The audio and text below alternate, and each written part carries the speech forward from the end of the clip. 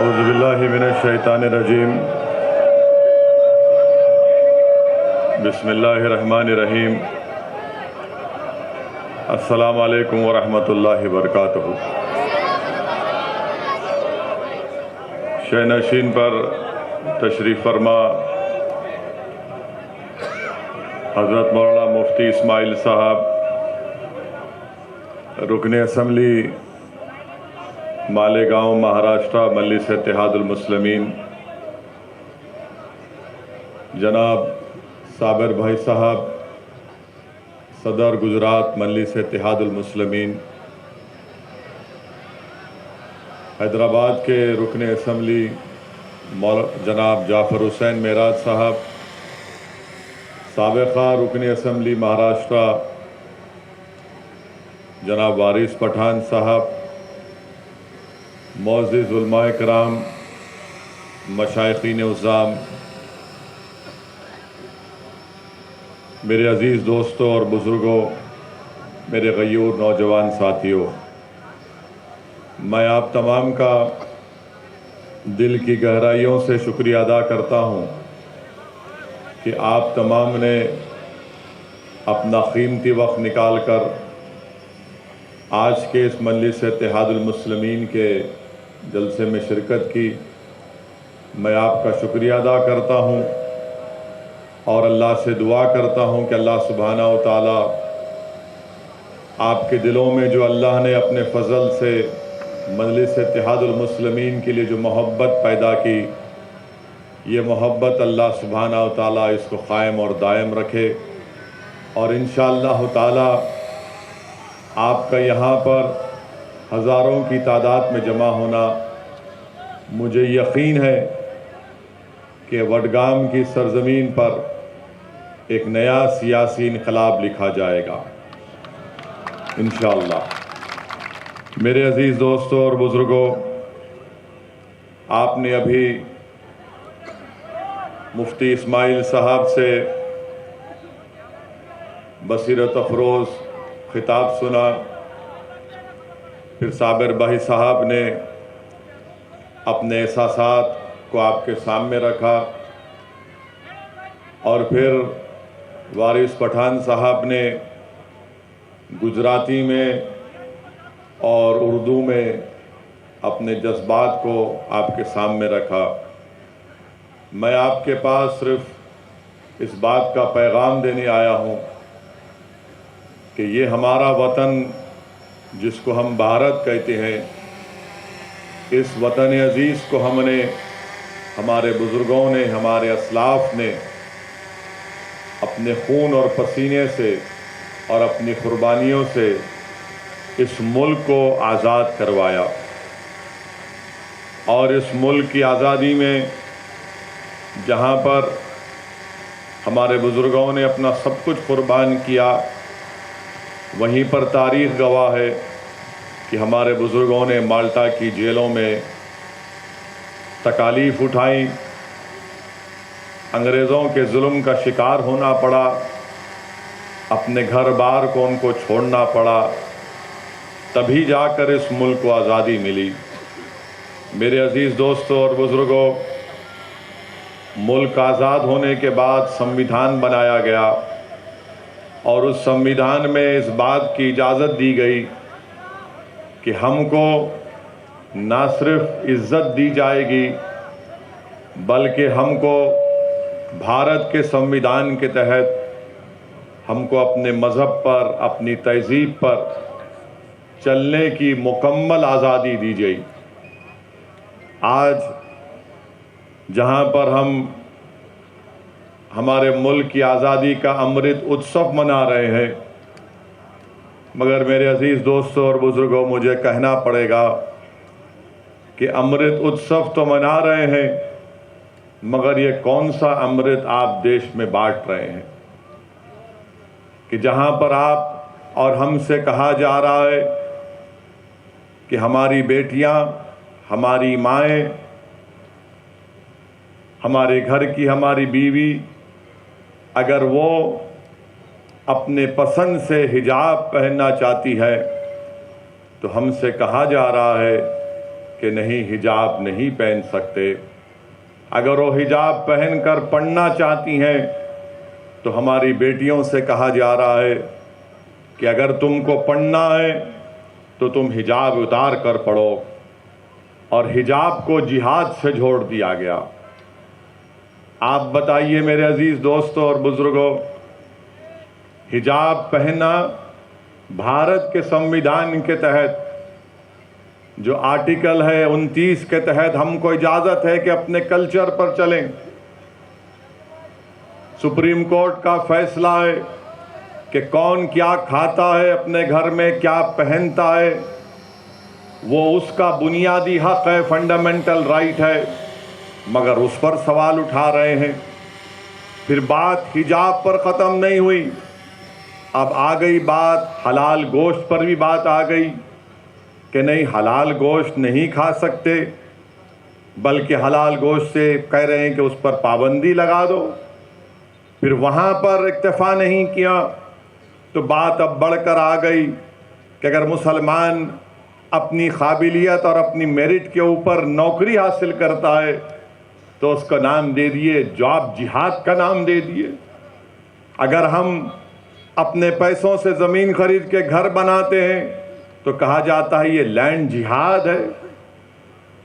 आप बताइए, हिजाब को जिहाद से, हलाल को जिहाद से, घर को जिहाद से, नौकरी को जिहाद से, हर चीज़ को मुसलमानों के ताल्लुक़ से वतन अजीज़ में एक नफ़रत की फ़िज़ा पैदा की जा रही है। हमारे हिंदू भाइयों को ये पैगाम दिया जा रहा है कि इस देश को अगर ख़तरा है तो मुसलमानों से है। मैं आपके दरमियान में खड़े होकर ये बात साफ और वाज़े अल्फाज में कह रहा हूँ कि इस देश को अगर ख़तरा है तो गांधी के कातिलों से ख़तरा है। इस देश को अगर खतरा है तो नाथूराम गोडसे को अपना हीरो मानने वालों से, इन जालिमों से खतरा है। मगर इस पर बात नहीं होगी। गोडसे के भक्त आज ये नफरत की फिजा भारत में पैदा कर रहे हैं। आज आप देख रहे हैं कि जब मैंने हिजाब के मसले को उठाया तो उत्तर प्रदेश के विधानसभा के चुनाव चल रहे थे, तो मुझ पर तनकीद की गई कि वैसी तुमने उत्तर प्रदेश में हिजाब के मसले को क्यों उठाया। मेरे अजीज दोस्तों और बुजुर्गों, मैं हुफ़ाज़ किराम के दरमियान में खड़े होकर लब कशाई कर रहा हूं। मैं उलमाए किराम के दरमियान में खड़े होकर बोलने की जुर्रत कर रहा हूं। मैं सियासत के मदरसे का तालिब इल्म हूं और सियासत सीखने की कोशिश कर रहा हूं, और सियासत का तालिब इल्म होने की बुनियाद पर मैं ये कह सकता हूं कि हर चीज़ इस्लाम दुश्मन ताकतें ये देखती हैं कि मुसलमानों को मुल्क के एक हिस्से में चुमटी लेकर देखो, तनकीद करके देखो, इनको हिलाकर देखो, इनका रद्द अमल क्या होगा। जब मैंने हिजाब के खिलाफ आवाज़ उठाई और कहा कि हिजाब हम पहनेंगे, हमारी बेटी, हिजाब हमारा बुनियादी हक है, अगर आज हिजाब पर खामोश हो जाओगे तो कल कहेंगे दाढ़ी बहुत लंबी है, कम कर लो। हमारी दाढ़ी पर बोलेंगे, उनकी दाढ़ी पर नहीं बोलेंगे।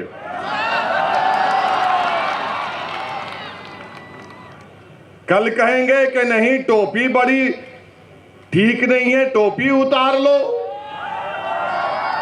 तो ये कोशिश जो मुल्क में की जा रही है वो क्या है?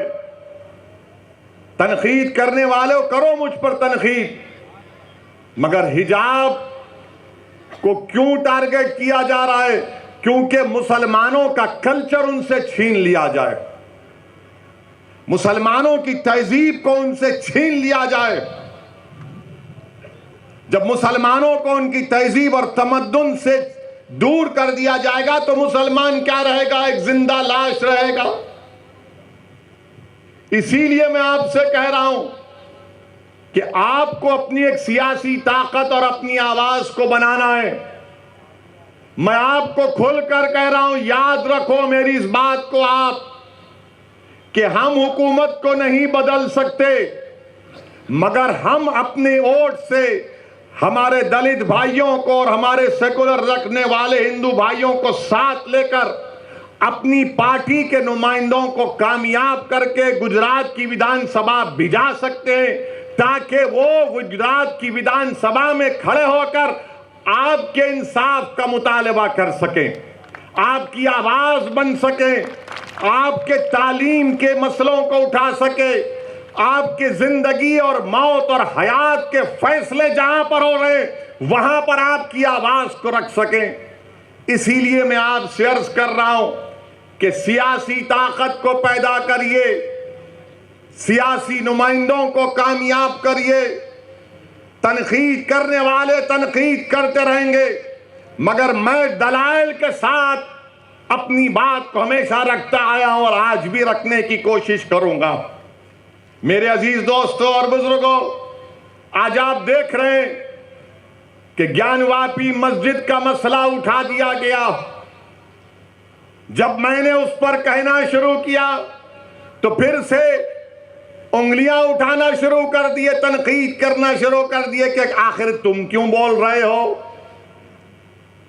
तो फिर आप बोलो ना, जो मुझे खामोश रहने के लिए कह रहे हैं, आप क्यों नहीं बोलते? हिजाब के मसले में आपको बोलना चाहिए था, आप नहीं बोले।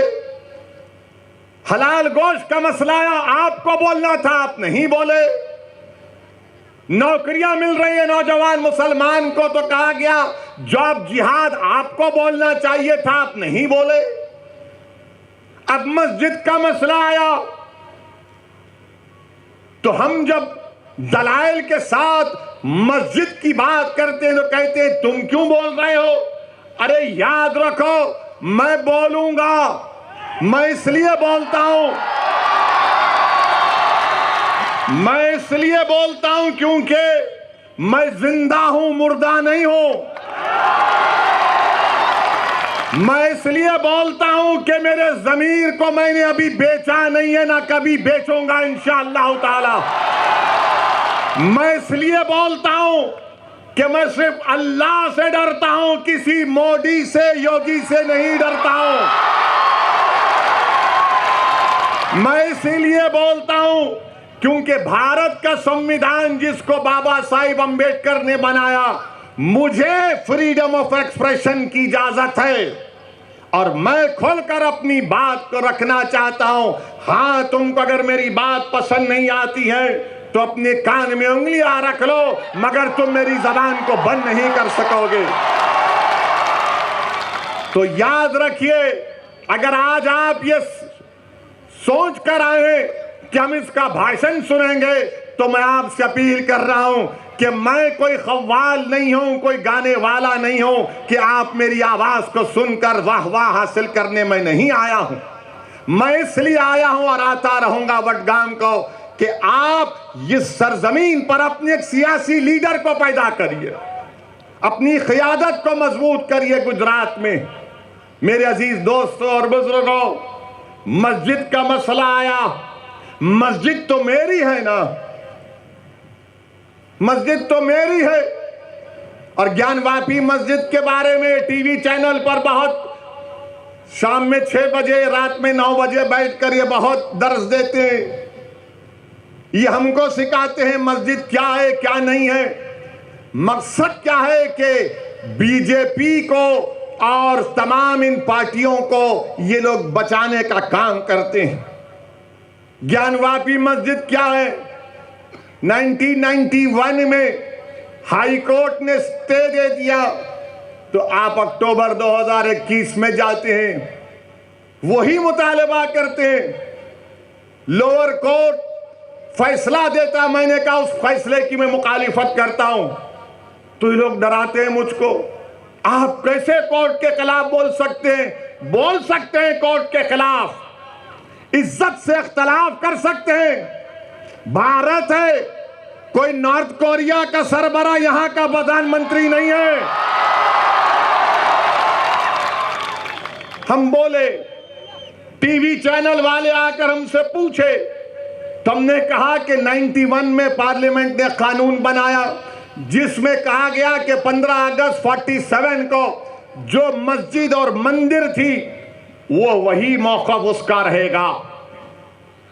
अब आकर ये बोलते नहीं, सर्वे हुआ, वीडियोग्राफी हुई, तो आपको क्या तकलीफ है? हमको तकलीफ इस बात की है कि भारत के संविधान को कमजोर किया जा रहा है, सुप्रीम कोर्ट के फैसले को नजरअंदाज कर दिया जा रहा है। और अहमकों जो मुझसे सवाल कर रहे, वो 91 का सेक्शन 4 सब सेक्शन 2 पढ़ लो। सेक्शन 4 सब सेक्शन 2 साफ तौर से कहता है कि जो 15 अगस्त 47 को था वही रहेगा।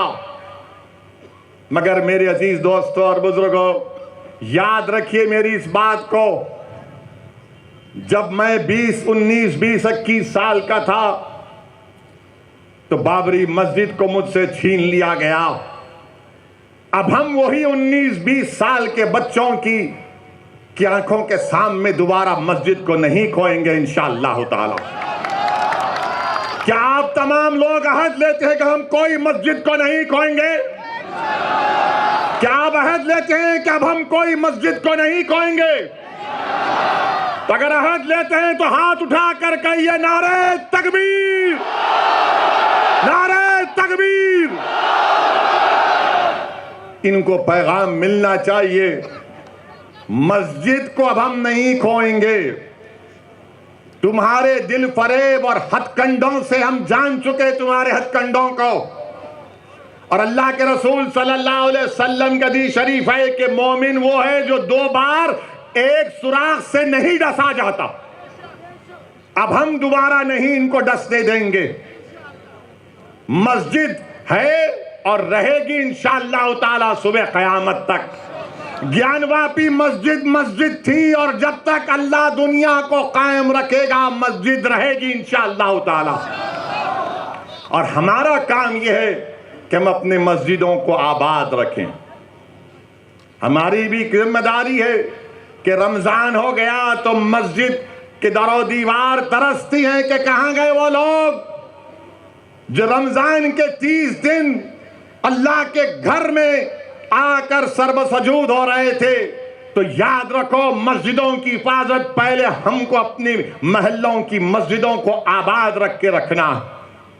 अगर हम अपने महल्लों की, गांव की मस्जिद को आबाद रखेंगे तो ये शैतानी ताकतें जो ललचाई हुई नजरों से हमको अपनी तहजीब से महरूम करना चाहती हैं, इनको पैगाम मिल जाएगा कि अब दोबारा मुसलमान भारत का मस्जिद खोने को तैयार नहीं है।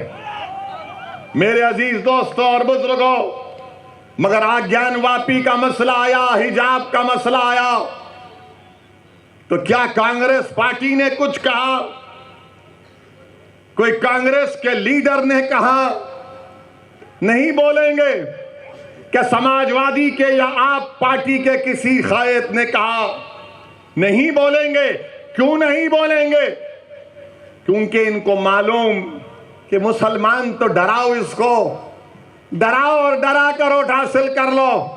इनको मालूम कि मुसलमानों का जहन उसमें डाल दिया गया कि नहीं नहीं, आपको सरकार को बदलना है। मेरे अजीज दोस्तों और बुजुर्गों, याद रखिए मेरी इस बात को कि हुकूमत को आप नहीं बदल सकते, अपने नुमाइंदों को आप कामयाब कर सकते हैं। अरे मस्जिद का मसला आया तो नहीं बोलेंगे, हिजाब का मसला आया तो नहीं बोलेंगे, दिल्ली के जहांगीरपुरी में गरीबों की दुकानों को तोड़ दिया गया तो मुंह नहीं खोलेंगे। मैं जब दुकानों को दिल्ली में तोड़ा जा रहा था, जब बुलडोजर दुकान के पास पहुंच चुके तो किसी गरीब ने मुझे फोन करके कहा कि ओवैसी क्या तुम आओगे या नहीं आओगे? मैंने कहा जरूर आऊंगा। पहली फ्लाइट लेकर दिल्ली को जब पहुंचा, हमारे दिल्ली के मजलिस के सदर कलीम हफीज साहब से कहा कि हमको जाना है। हम गए वहां पर, उसी मस्जिद में जाकर नमाज मगरिब अदा की, रास्ते में रोजा खोलना पड़ा, वक्त हो गया था। जिस मस्जिद के सामने उसकी दीवार को और गेट को शहीद कर दिया गया था। आप बताइए क्यों नहीं गए ये तमाम पार्टी के लोग जो मुझ पर इल्जाम लगाते हैं, जो मुझ पर इल्जाम लगाते जाना था ना, नहीं गए। क्यों नहीं गए? क्योंकि उनको मालूम मुसलमान को डराओ और वो खुद ब खुद आपको वोट देता रहेगा। मैं इस मिजाज में तब्दीली पैदा करने के लिए आया हूं। मैं आपसे कह रहा हूं कि सिर्फ अल्लाह से डरो, इन जालिमों से मत डरो। मैं आपसे अपील करने आया हूं कि आप अपनी आवाज को उठाओ। अगर मुल्क में ये तमाम हालात पैदा हो रहे हैं तो उसका मकसद क्या है कि भारत के मुसलमानों को डराया जाए, उनको खामोश कर दिया जाए और उनको मुसलमान सिर्फ उनकी घर तक रखा जाए और बाहर में मुसलमान के कोई मजारे ना करें। मैं आपसे अपील कर रहा हूं कि हम घर में भी मुसलमान बनकर रहेंगे, बाहर भी मुसलमान बनकर रहेंगे। हालात कुछ भी होंगे मगर हम डर कर मायूस हरगिज नहीं होंगे। हम डर कर अपने घर में नहीं बैठ जाएंगे। हिकमत के नाम पर बुज़दिली के मज़ारे नहीं करेंगे। मैं आपसे ये नहीं कह रहा हूं कि तशद्दुद पर आ जाओ। मैं आपसे ये कह रहा हूं कि अपने हौसलों को बुलंद रखो। मैं आपसे ये नहीं कह रहा हूं कि तशद्दुद करो। मैं आपसे कह रहा हूं कि सब्र का दामन मत छोड़ो, मगर जब मुकाबला होगा तो हिम्मत और हौसले को बुलंद रखो। और मुकाबला जमहूरियत के दायरे में रहकर होगा। मुकाबला जमहूरियत के दायरे में रहकर होगा। हम पीठ नहीं दिखाएंगे, सीना तान कर अपने हक के लिए लड़ेंगे। ये भारत का संविधान हमको इस बात की इजाजत देता है मेरे अजीज दोस्तों और बुजुर्गों। वहीं पर जहांगीरपुरी में हुआ तो मध्य प्रदेश में सेंधवा में, खरगोन में घरों को तोड़ दिया गया और कहा गया कि पत्थर फेंकते थे। अब बताइए, एक वसीम शेख जिसके हाथ कटे हुए हैं, क्या वो पत्थर फेंक सकता है? जिसके दोनों हाथ कटे हुए हैं उसकी दुकान को तोड़ दिया। एक 75 साल के ज़ईफ शख्स को खूब पीटा, कहा कि तुमने पत्थर फेंका। तो उस बूढ़े ने कहा, अरे मैं 10 कदम नहीं चल सकता, कहां पत्थर उठाकर फेंक सकूंगा। क्या कोई आवाज उठी कांग्रेस की तरफ से? मध्य प्रदेश में तो आपकी सरकार थी, गुजरात में खंबाट में, हिम्मतनगर में 10-10 साल पुराने गोडाउन थे, बीजेपी ने उन गोदामों को तोड़ दिया। कौन है ये लोग तोड़ने वाले? क्या गुजरात का मुख्यमंत्री, मध्य प्रदेश का मुख्यमंत्री, गुजरात हाईकोर्ट का चीफ जस्टिस है? क्या तुम कोर्ट के जज बन चुके कि तुम तय करोगे कि कौन किसका घर तोड़ेगा? अरे आज तुम गरीबों का घर तोड़ रहे हो, याद रखो अल्लाह देख रहा है, अल्लाह देख रहा है। फिरौन को भी अपनी ताकत पर गुरूर था, नमरूद को भी था, यजीद को भी था, मगर सबका इख्तिदार चला गया। अगर आज कोई इख्तिदार के नशे में चूर होकर कह रहा है कि घर तोड़ दूंगा, तुम कितने घर तोड़ोगे बताओ? तुम घर तो तोड़ सकते, मगर याद रखो इख्तिदार तुम्हारी हाथ से छीना जाएगा इंशाअल्लाह ताला। इख्तिदार किसी के पास नहीं रहता। बड़े बड़े लोग आकर चले गए। जब अलेक्जेंडर दुनिया से जा रहा था, जिसने आधी दुनिया को फतेह किया, तो उसने एक वसीयत की थी कि जब तुम मेरे जनाजे को लेकर जाओगे तो मेरे हाथ को खुले रखना। लोगों ने पूछा, अलेक्जेंडर द ग्रेट, इसमें क्या हिकमत है? तो उसने कहा कि जिसने आधी दुनिया को फतेह किया, मैं पैगाम ये देना चाहता हूं कि मैं जब दुनिया छोड़ के जा रहा हूं तो मेरे हाथ खाली हैं, मेरे हाथ में कुछ भी नहीं। तो याद रखो, जुल्म करने वालों, जुल्म को रोको। उस खरगोन में, बल्कि उत्तराखंड, खरगोन और उत्तराखंड में हमारी एक मां ने कहा, क्या कहा उस मां ने? मैं बार बार जब उसका वीडियो देखता हूं तो मेरे रोंगटे खड़े हो जाते। हमारी उस मां ने कहा कि मैं सब्र कर लूंगी, अल्लाह नहीं करेगा इंशाअल्लाह। उस मां ने कहा कि मैं सब्र कर लूंगी, अल्लाह नहीं करेगा। और मैं आपसे अपील कर रहा हूं कि अल्लाह पर तवक्कल करो, जिद्दोजहद करो मेरे भाई, मेरी मां और बहनें, जिद्दोजहद करो। सूरह आल इमरान में अल्लाह फरमा रहा है कि सब्र करो, कमर बस्ता हो जाओ और सिर्फ अल्लाह से डरते रहो। हमको जिद्दोजहद करना है। अगर आप समझेंगे नहीं कांग्रेस पार्टी है, ये कांग्रेस पार्टी है क्या? मुझे बताओ, आप है क्या कांग्रेस पार्टी? बताइए। उनके मोहतरम बेचारे हर थोड़े दिन को कहीं ना कहीं गायब होकर निकलते। आखिर है क्या कांग्रेस पार्टी? लोग हम पर इल्जाम लगाते हैं कि ओवैसी के आने से गुजरात में ऐसा हो जाएगा, ओवैसी मंजलिस के आने से वो बीजेपी को फायदा हो जाएगा। मैं कांग्रेस पार्टी से पूछना चाह रहा हूं, आपने गुजरात में आखिरी मर्तबा सरकार कब बनाई थी? बताओ कांग्रेसियों, तुमने गुजरात में आखिरी मर्तबा अपनी सरकार कब बनाई थी? आपको मालूम है?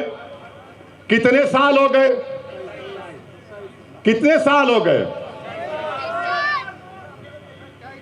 बच्चे तो नहीं देखे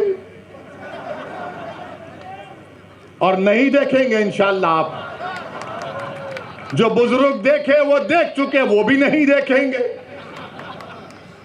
इतने सालों से ओवैसी नहीं आया, इतने सालों से साबिर नहीं आया, इतने सालों से मंजलिस नहीं आई। आप कैसे हार गए?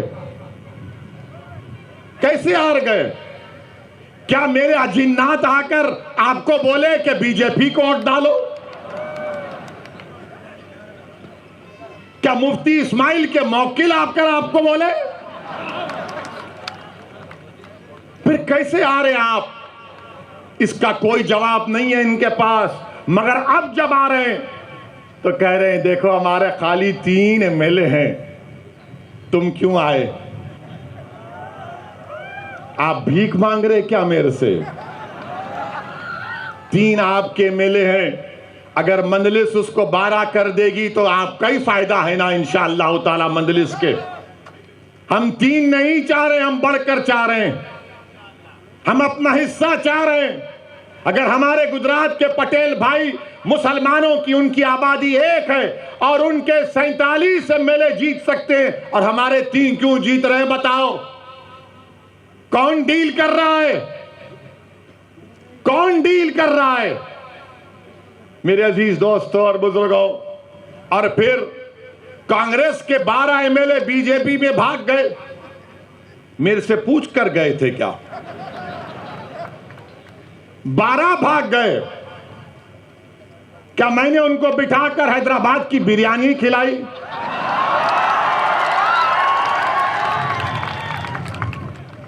वो तो मेरी बिरयानी नहीं खाए, वो तो नरेंद्र मोदी का ढोकला खाकर चले गए बीजेपी में।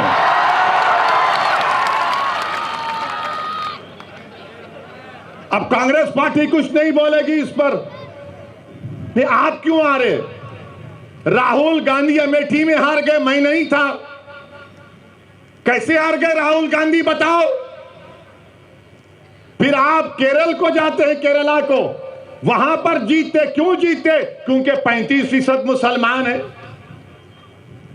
अमेठी में हार गए, मैं नहीं था, मंजलिस नहीं थी। मगर बोलेंगे नहीं नहीं ओवैसी वहां से गुजरा था,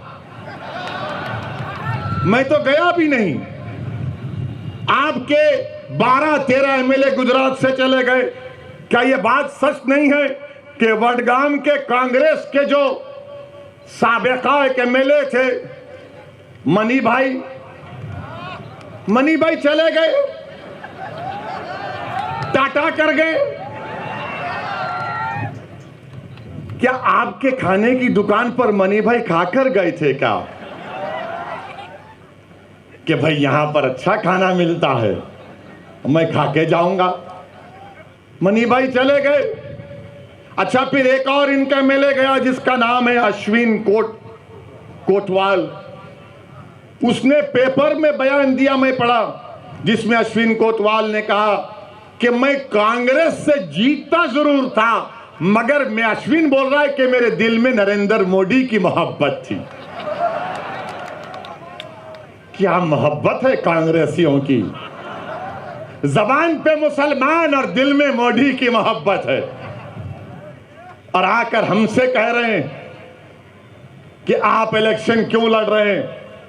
मेरे अजीज दोस्तों और बुजुर्गों, महाराष्ट्र की असेंबली, विधानसभा में, असेंबली में मुफ्ती इस्माइल हमारे कायदे मुकन्नना है, और धूलिया से फारूक शाह हैं। आप उठाकर असेंबली की कार्रवाई देख लीजिए। बिहार में मजलिस के 5 एमएलए हैं, बिहार की विधानसभा को हिला के रख देते हैं। सीमांचल के इंसाफ की बात होती है। ये 3 जो जीत के गए, कितने बार मुंह खोला तुमने, कितने बार तुमने हक और इंसाफ की बात की। भारत की पार्लियामेंट में 540 की लोकसभा है, सिर्फ 2 रुकने लोकसभा है मजलिस के, मैं और इम्तियाज जलील साहब। अब जब दोनों में से कोई एक खड़ा हो जाता है 5-6 मिनट के लिए बोलने के लिए, तो बीजेपी के 300 एमपी खड़े हो जाते हैं, क्या बोलेगा सुनने के लिए। हम सिर्फ 5-6 मिनट बोलते हैं, 5-6 मिनट, और सब खड़े हो जाते हैं। कौन नरेंद्र मोदी के सामने एनपीआर एनआरसी के कानून को फाड़ दिया, क्या कांग्रेसियों ने पढ़ा था? अमित शाह बैठे हुए हैं। मैंने कहा यह कानून काला कानून है, मैं नहीं मानता इसको और फाड़ूंगा। आपने भी यहां पर वडगाम में एनपीआर एनआरसी के खिलाफ एहतजाज किया, मैं आपको सलाम करता हूं। अल्लाह आपकी उस कुर्बानी को कबूल करे।